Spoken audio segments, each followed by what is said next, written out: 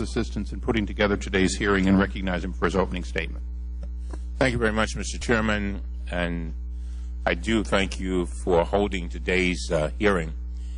Before I get started, I want to pay special note, as you have already done, to our friend who is leaving, Mr. Burton.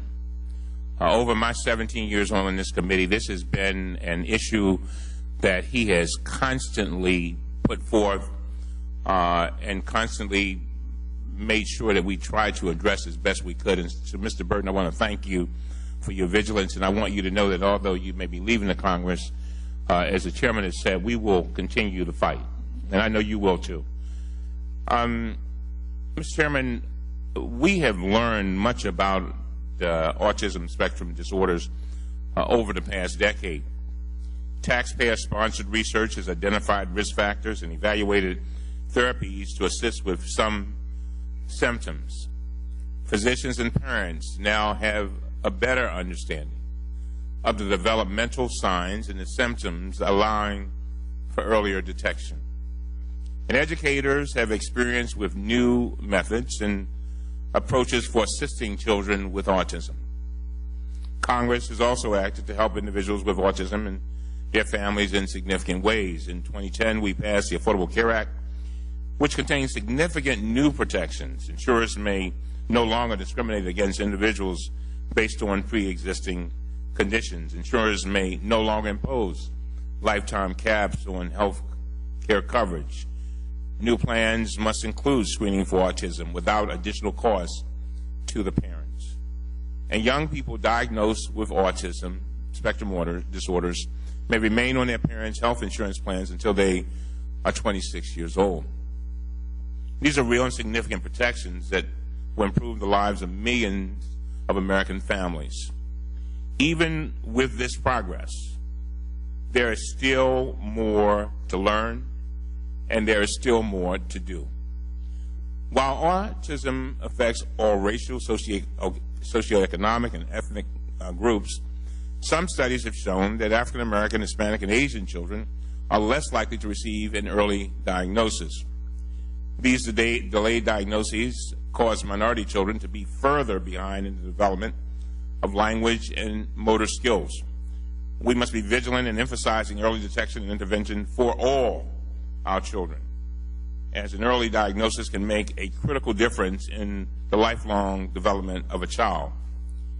We must also continue to invest federal research dollars in new and evolving therapies to improve the lives of those with autism spectrum disorders.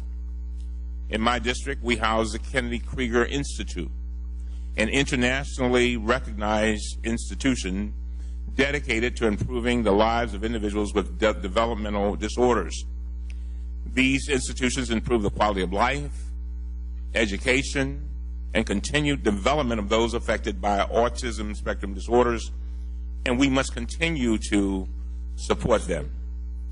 Today's hearing is an opportunity to examine what has been done about autism spectrum disorders to date and what more needs to be done in the future.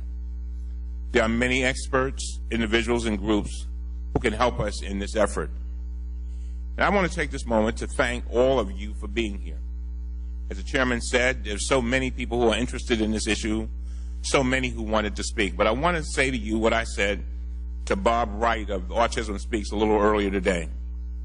I thank you for caring about somebody other than your children and yourselves, because what you are doing here today is raising this issue so that other children, other than those, or other folks, other than those who may be in your own families, maybe your friends, will benefit in the future. In other words, you are touching the future, and you are making it possible for those who are going through the autism spectrum disorders to have a better future. And so I thank you all for what you're doing. And as I said to Bob Wright, you must stay the course. One of the things that I've learned from being in Congress these 17 years is that in order for these causes to move forward, you have to keep banging the drum. And you must keep banging it louder and louder and presenting your case so that after it's all over, there's not, as my mother would say, motion, commotion, emotion, and no results. I want you to be successful in what you're doing. Life is short. And so what we must do is try to use our energy so that we can get the best possible results. And I am so glad the chairman said what he said about sticking with this, addressing it, and we encourage all of you to work with us as we move forward. And with that, Mr. Chairman, I thank you. I thank the gentleman. We now recognize the former chairman of the full committee, Mr. Burton, for 5 minutes. Thank you, Mr. Chairman. Let me start off by saying that